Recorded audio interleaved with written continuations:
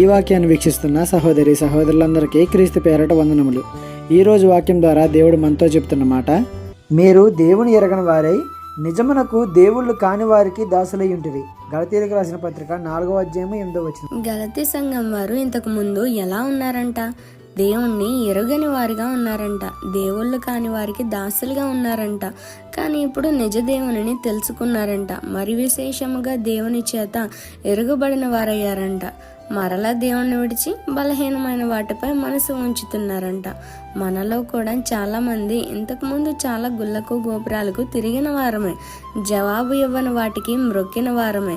కానీ క్రీస్తు యేసు మహా ఉన్నతమైన ఉచితమైన కృపను బట్టి సువార్త మన యొద్దకు రావడం ద్వారా యేసయ్య నిజమైన దేవుడు అని విశ్వసించాం. అయితే మన విశ్వాసం నిలకడగానే ఉందా, లేక గలతీ సంఘం వారిలాగా విడిచిపెట్టిన వాటి యొద్దకు మరలా తిరిగి వెళ్తున్నామా? ఒకసారి ఆలోచించండి.